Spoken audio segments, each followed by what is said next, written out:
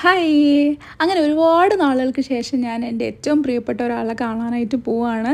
Almost 3 ഇയേഴ്സായി കാണും ഞങ്ങൾ നേരിട്ട് കണ്ടിട്ട്. ശരി നമുക്ക് ഒന്നിച്ച് പോയാലോ? ഇതെൻ്റെ നാട്ടിലെ ചെറിയൊരു ബസ് സ്റ്റോപ്പാണ് കേട്ടോ. ഞാനവിടെ ഒരു ബസ് കാത്തുനിൽക്കുകയാണ്. ആകപ്പാടെ ഒരു ബസ്സാണ് ആ റൂട്ടിലുള്ളത്. വല്ല ഓട്ടോയും കിട്ടിയാൽ പോവാമെന്ന് വിചാരിച്ചിരിക്കുമ്പോഴാണ് ഒരു ഓട്ടോ കിട്ടിയത്. പിന്നെ ആ ചേട്ടനായിട്ട് കുറച്ച് കിന്നാരമൊക്കെ പറഞ്ഞ് അങ്ങനെ പോയി. അങ്ങനെ ഇതാ ഞങ്ങളുടെ സ്വന്തം താമരശ്ശേരി ടൗണിൽ എത്തിയേക്കുവാണ്. ഇവിടുന്ന് ഒരു KSRTC ബസ് പിടിച്ചിട്ടാണ് കേട്ടോ പോകുന്നത്. അപ്പോൾ ഈ സ്ഥലം കണ്ടിട്ടുള്ളവർക്ക് അറിയാൻ പറ്റും ഇത് എവിടെയാണെന്നുള്ളത്. യെസ്, ഇതാണ് നമ്മുടെ വയനാട് ചുരം.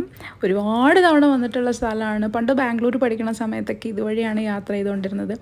അന്നൊന്നും എനിക്ക് അത്ര പുതുമയായിട്ട് തോന്നിയിട്ടില്ല. എപ്പോഴും വന്ന് പോകുന്നതാണ്. ഇപ്പോൾ ഒരുപാട് നാളുകൾക്ക് ശേഷം വീണ്ടും ഇതുവഴി ഇങ്ങനെ പോകുമ്പോൾ പഴയ നൊസ്റ്റാൾജിയൊക്കെയാണ് മനസ്സിൽ വരുന്നത്. നല്ല ഭംഗിയല്ലേ ഇതുവഴി പോകുമ്പം. ആ ഒരു സിറ്റി ലൈഫിൽ നിന്ന് മാറിയിട്ട് ഇതാ ഈ കാടും മേടും ഒക്കെ താണ്ടി ഇങ്ങനെയുള്ള യാത്ര എന്ത് രസമാണ്. അത് നമ്മുടെ സ്വന്തം KSRTCയിലല്ലേ.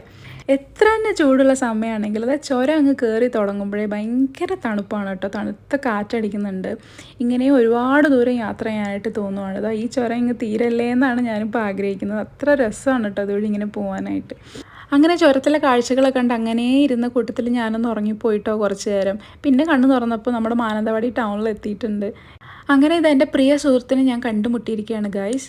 അവളുടെ മധുരം വെപ്പിന് വേണ്ടിയിട്ടാണ് ഞാൻ ഇത്ര ദൂരം വന്നത്.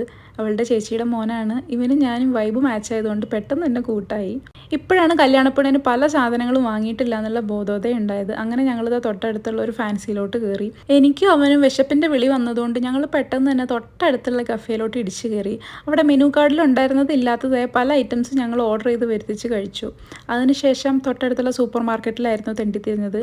മധുരം വെപ്പിന് വേണ്ടിയിട്ട് കുറച്ച് ഐറ്റംസ് കിട്ടാനുണ്ട്. എനിക്കറിയില്ല കേട്ടോ ഇതെങ്ങനെയാണ് ചടങ്ങെന്ന്. ഫസ്റ്റ് ടൈമാണ് ഞാൻ അറ്റൻഡ് ചെയ്യാൻ പോകുന്നത്. I am so excited.